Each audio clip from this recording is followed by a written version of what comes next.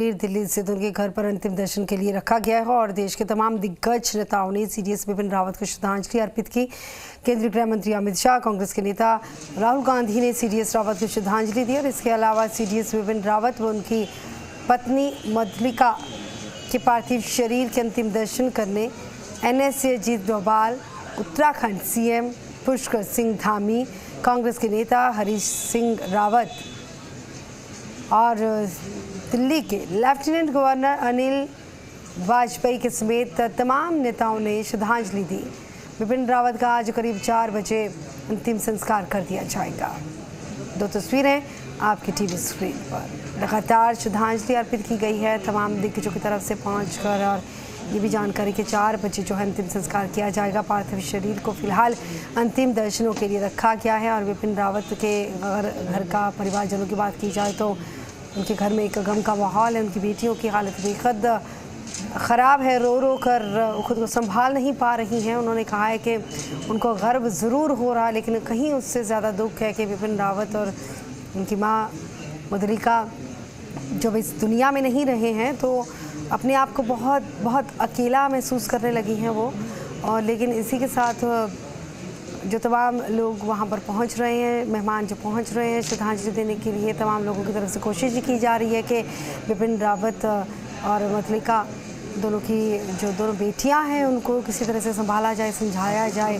दुख बहुत गहरा है, बड़ा है, संभल पाना बहुत ज़्यादा मुश्किल है, लेकिन एक हिम्मत जुटानी होगी इसके लिए, क्योंकि एक बहादुर पिता की बेटियां हैं। फिलहाल अंतिम यात्रा जो है वो निकाली जाएगी।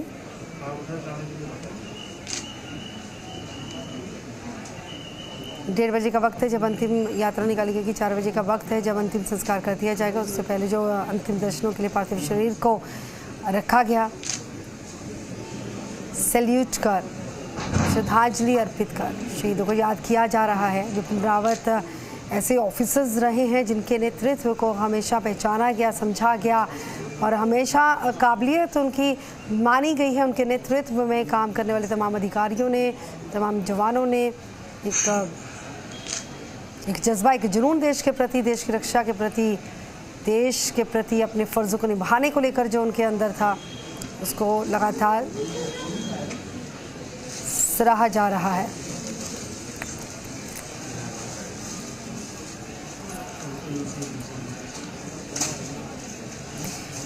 फिलहाल एक रूट प्लान भी किया गया है कि अंतिम यात्रा निकाली जाएगी। 1:30 बजे का वक्त है कि अंतिम यात्रा जिस वक्त निकाली जाएगी।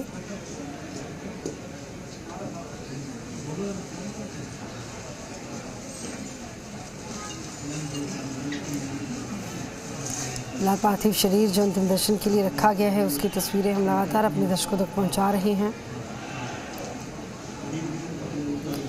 अंतिम यात्रा का जो रूट है वो भी देखिए हम अपने दर्शकों तक पहुंचा रहे हैं।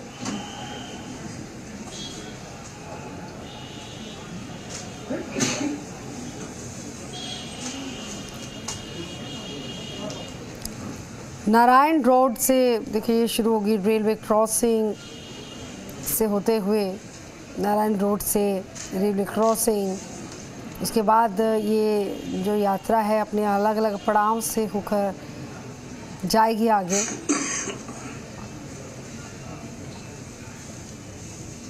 बराज स्क्वायर जिस वक्त पहुंचा जाएगा उसके बाद अंतिम संस्कार कर दिया जाएगा।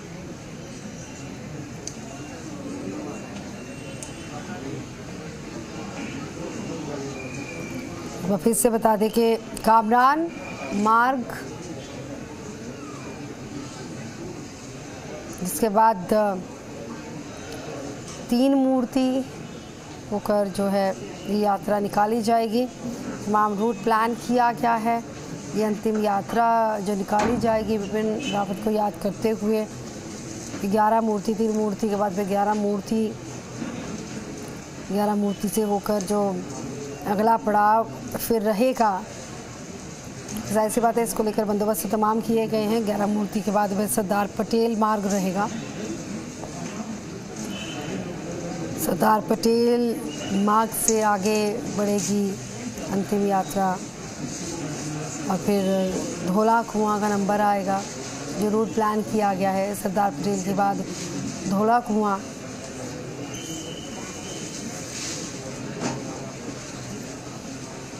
उसके बाद नारायणा रोड से होकर ये अंतिम यात्रा, क्योंकि स्क्रीन पर हम दिखा भी रहे हैं कि कैसे कैसे क्या रूट होगा। ये तीन मूर्ति जो है हम टीवी स्क्रीन पर देख सकते हैं। यात्रा 3 मूर्ति पहुंचेगी, 3 मूर्ति के बाद 11 मूर्ति पहुंचेगी। टीवी स्क्रीन पर हम लगातार बता रहे हैं। ये नीचे आप देख रहे हैं कि रूट है जो हम आप तक पहुंचा रहे हैं कि बराड़ स्क्वायर तक कैसे पहुंचेगी।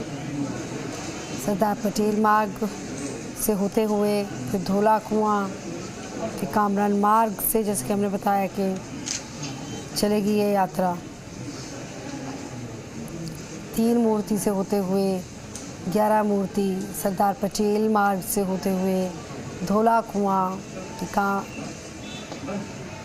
आगे। उसके बाद जो रूट प्लान किया गया है बराड़ स्क्वायर तक जब पहुंचा जाएगा, इसका हमने पहले भी बताया कि 3 मूर्ति से होके 11 मूर्ति, ये रूट है जो हम लगातार बता भी रहे हैं आप अपने दर्शकों तक। नीचे आप देख सकते हैं 11 मूर्ति के बाद जो है सरदार पटेल मार्ग, वो रूट जो है वो तय किया जाएगा। सरदार पटेल मार्ग के बाद फिर धौला कुआं अंतिम यात्रा जाएगी। फिलहाल ये तस्वीरें भी हम आपको दर्शकों को दिखा रहे हैं। इसके साथ ही कैसे जो तमाम लोग हैं बड़ी संख्या में पहुंचे, विपिन रावत को श्रद्धांजलि अर्पित की जा रही है। और धौला कुआं के बाद नारायण रोड का रुख किया जाएगा अंतिम यात्रा की तरफ से जो निकाली जाएगी। और रेलवे क्रॉसिंग फिर जाया जाएगा, नारायणगढ़ रोड से रेलवे क्रॉसिंग की तरफ बढ़ा जाएगा।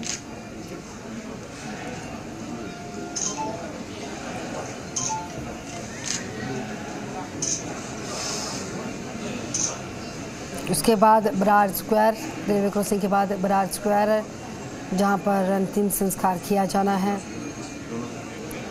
फिर लगातार इन तस्वीरों के ज़रिए भी दिखा सकते हैं कि देश के इस सपूत को श्रद्धांजलि अर्पित करने के लिए बड़ी संख्या में जो वहाँ पर लोग पहुँचे हैं।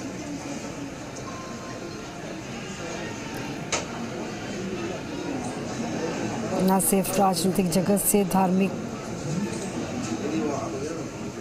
जगत से भी शख्सियतों का वहाँ पर पहुँचना जारी हो चुका है और विपिन रावत को नमन किया जा रहा है। उनकी आत्मिक शांति की प्रार्थना इसके साथ भी की जा रही है। बता दें कि विपिन रावत, उनकी पत्नी मधुलिका रावत और बाकी 11 जो सैन्यकर्मी बताए गए हैं जिनकी मौत हुई है, इस हादसे ने हमेशा हमेशा के लिए वीर सपूतों को हमसे छीन लिया है। तो बाकी अगर ब्रिगेडियर विपिन रावत, मधुलिका रावत के अलावा बाकी सैन्यकर्मियों की बात की जाए, जो अधिकारियों की बात की जाए, तो उनमें से पंजाब, हरियाणा, राजस्थान से जुड़े हुए हैं। और चाहे वो पंजाब हो, हरियाणा हो, राजस्थान हो या फिर वो जवान चाहे देश के किसी भी हिस्से के साथ जुड़े हुए क्यों ना हो, आज बहुत सारे घर जहाँ पर मातम पसरा हुआ है। हमारे देश के ये जवान जिनको हमेशा याद किया जाता है, देश के नाम अपनी जान कुर्बान कर देने वाले तमाम शहीदों को। लेकिन हालांकि ये हेलीकॉप्टर हादसा हुआ है, ये जो जान गई एक हेलीकॉप्टर हादसे में गई है, लेकिन हमारे देश ने बहादुर वीरों को खोया है। और ये क्षति ऐसी कि जिसको भरा नहीं जा सकता, और ये दुख ऐसा जिसको अल्फाजों में बयान नहीं किया जा सकता।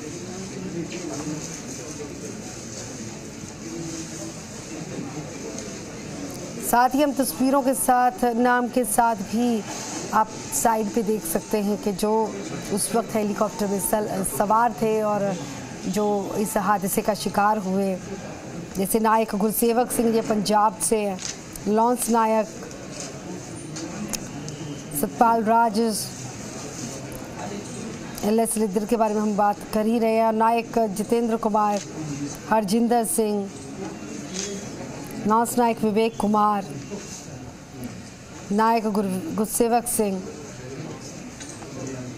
नौस नायक वी.एस. तेजा, सतपाल राजी। आप लगातार स्क्रीन पर एक तरफ आप देख सकते हैं तस्वीरों के साथ उन तमाम सैन्य जवानों की तस्वीरें, अधिकारियों की तस्वीरें जो उस वक्त उस विमान में मौजूद थे और उस हादसे का शिकार होकर जिनकी जान गई।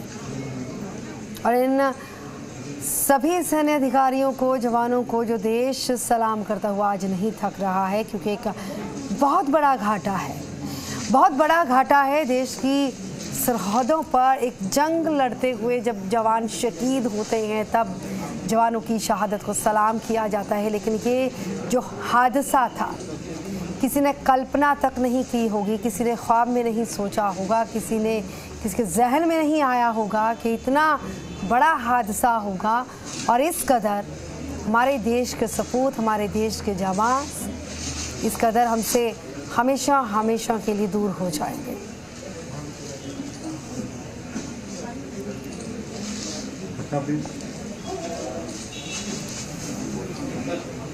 जम्मू कश्मीर में राइफल्स की बटालियन की कमान संभालने वाले ब्रिगेडियर लिद्दर की बात की जाए तो उनकी बहादुरी के किस्से बेहद लंबे हैं। चाहे सर्जिकल स्ट्राइक्स हुई हैं और हमेशा नेतृत्व उनको विपिन रावत का मिला है, सहायक के तौर पर वो हमेशा साथ रहे विपिन रावत के।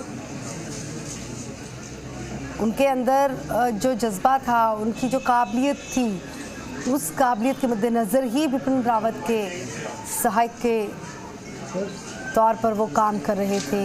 उनके नेतृत्व में तमाम जो सैन्य जवान जो थे, उनकी अगुवाई में, उनके नेतृत्व में आगे बढ़ते गए, हौसलों के साथ उनके हौसले और बुलंद करते गए विपिन रावत भी और ब्रिगेडियर एल.एस. लिद्दर भी। हालांकि एल.एस. लिद्दर के बारे में बताएं तो पंचकुला, हरियाणा का पंचकुला है, हरियाणा के पंचकुला के सेक्टर 17 के वो रहने वाले हैं, वहीं पर आवास उनका है। तो जाहिर सी बात है कि जहाँ पर भी, जहाँ से भी ये लोग देश की रक्षा के लिए, देश के प्रति अपनी जिम्मेदारी को निभाने के लिए आए, तमाम उन जगहों पर आज मातम पसरा है। दुखों का पहाड़ तमाम उन परिवारों के सर पर है जिन्होंने अपनों को खोया है, अपनों को खोया हमेशा हमेशा के लिए। हमारे देश ने इन वीर सपूतों को खोया हमेशा हमेशा के लिए। जैसे कि हमने कुछ ही समय पहले विपिन रावत, उनकी बेटी, उनके बाकी परिवारजनों को भी हमने सुना, उन्होंने बोला कि ये जो घाटा, ये जो दुख है उनका, ये बहुत बड़ा दुख है, बहुत बड़ा दुख है और इसको झेलना बहुत ज़्यादा मुश्किल है। इस दुख को पालना, इस दुख के साथ पूरी ज़िंदगी जीना बहुत ज़्यादा मुश्किल है। फिलहाल टीवी स्क्रीन पर हम लगातार लाइव तस्वीरें भी दिखा रहे हैं और अंतिम संस्कार से पहले क्या कुछ कार्यक्रम है वो भी हम अपने दर्शकों को दिखा रहे हैं। अंतिम दर्शन के लिए पार्थिव शरीर रखा है, आप लोग जो है वो भी दर्शन कर सकते हैं। उसके अलावा जो 1:30 बजे का वक्त है जब यात्रा निकाली जाएगी, अंतिम यात्रा निकाली जाएगी और इन तस्वीरों में देख सकते हैं अमित शाह, केंद्रीय गृह मंत्री अमित शाह पहुंचे हैं, प्रकाश जावड़ेकर, पुष्कर सिंह धामी, अजीत डोभाल, जितेंद्र सिंह। इन अलग अलग तस्वीरों में हम देख सकते हैं अमित शाह केंद्रीय गृह मंत्री पहुंचे, बीजेपी से प्रकाश जावड़ेकर पहुंचे, मुख्यमंत्री उत्तराखंड पुष्कर सिंह धामी, एनएस से अजीत डोभाल और केंद्रीय मंत्री जितेंद्र सिंह वहां पर पहुंचे हैं शहीद को नमन करने के लिए, महायोद्धा को नमन करने के लिए। महायोद्धा इनको इसीलिए कहा जाता है क्योंकि ये पहली बार, जो पहले सीडीएस बने विपिन रावत, उनकी काबिलियत को देखकर, उनके अंदर जो जज्बा जुनून को देखकर उनको एक ऐसा ऑफिसर बनाया गया जिसने देश के साथ जुड़कर, देश की जड़ों के साथ जुड़कर अपनी वर्दी का सम्मान रखा और जो वर्दी उनकी एक मिसाल साबित हुई है, जिस कदर उन्होंने अपनी बखूबी जिम्मेदारियों को निभाया है।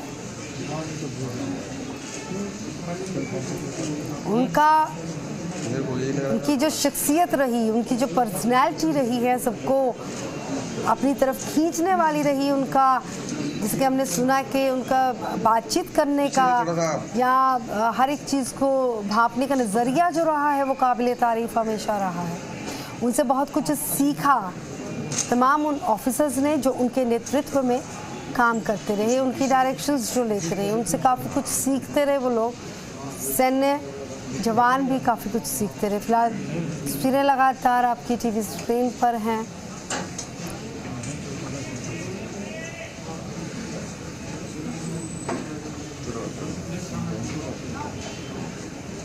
तस्वीरें लगातार आपकी टीवी स्क्रीन पर हैं। इन तस्वीरों के ज़रिए हम लगातार तमाम वो चेहरे दिखा रहे हैं कि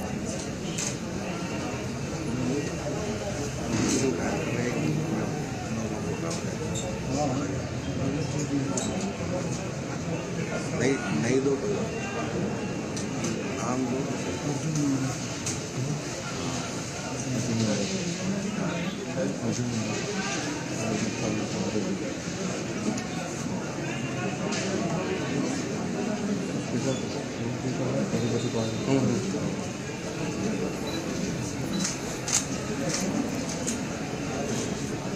इन तस्वीरों में हम देख सकते हैं कुछ ही समय पहले ओम प्रकाश चौटाला को भी हमने देखा, वो भी शहीद को नमन करने के लिए यहाँ पर पहुँचे हैं। तमाम आर्मी ऑफिसर्स भी यहाँ पहुँचे, जहाँ तक ये जानकारी यहाँ तक भी मिल रही है कि ना सिर्फ भारत के तमाम वो लीडर्स या जो आर्मी ऑफिसर्स यहाँ पर शहीद को सजदा करने के लिए पहुँचे हैं, बल्कि श्रीलंका से, भूटान से भी कई ऐसे ऑफिसर्स हैं जो शहीद को नमन करने के लिए, उनके अंतिम दर्शन के लिए यहाँ पर पहुँचे हैं।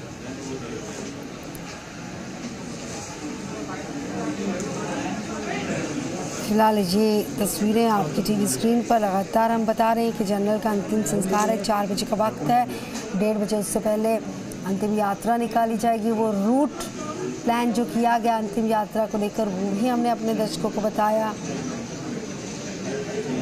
और इससे पहले जो पार्थिव शरीर अंतिम दर्शन के लिए रखा है, वो लाइव तस्वीरें हम लगातार अपने दर्शकों तक पहुंचा पा रहे हैं।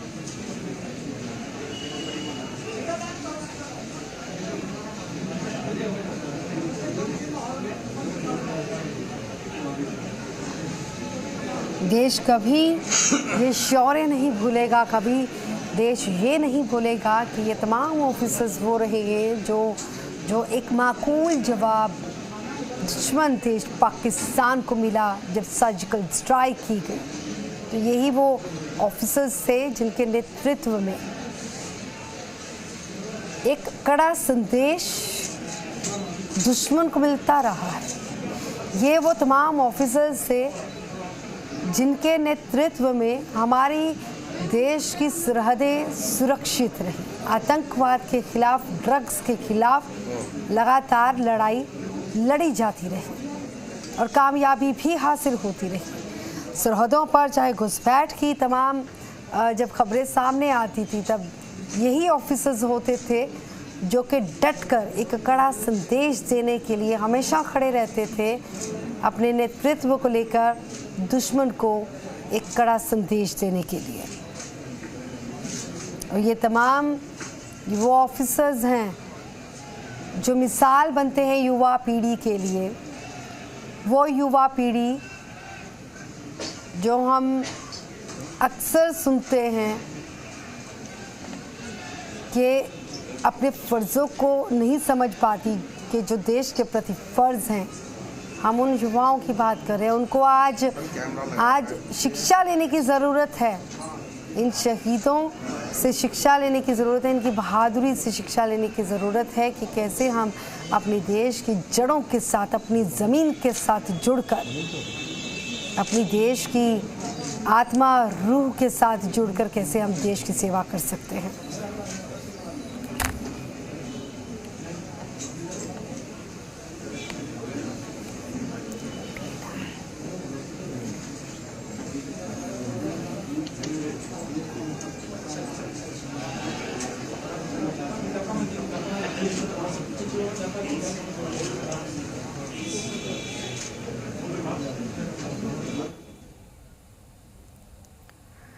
अब 2 मिनट में प्रदेश की खबरों का रुख करेंगे।